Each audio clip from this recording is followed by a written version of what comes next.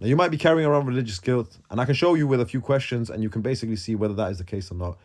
One of the first questions that you might actually be carrying around religious guilt, even you're like, oh yeah, I moved on, I'm done with that, is that you tense your legs or your pelvis area whenever you feel watched, right? Because if you're constantly overly monitored by adults, like every single thing that you did, right?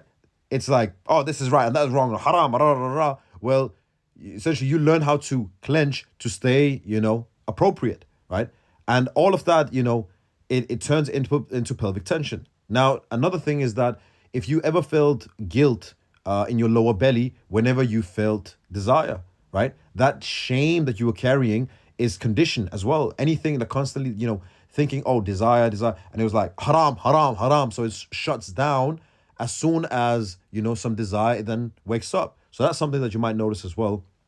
Another thing that you might see is that you freeze or disassociate when someone is getting too close to you, right?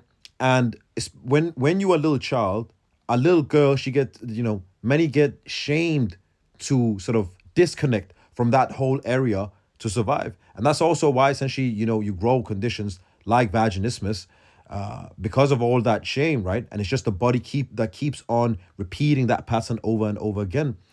And in talking about, vaginismus, there might be that random pain or numbness, even when you're intimate, even though it might be someone that you are fully, fully in love with. And the reason why you have that is because your body is still stuck in that sort of, that's like flight mode, like no one is going to enter here, right? And that comes from childhood. That is all of your trauma that you're carrying, right? So, and I think the final thing as well is that if you just carry a lot of shame talking about your body, right?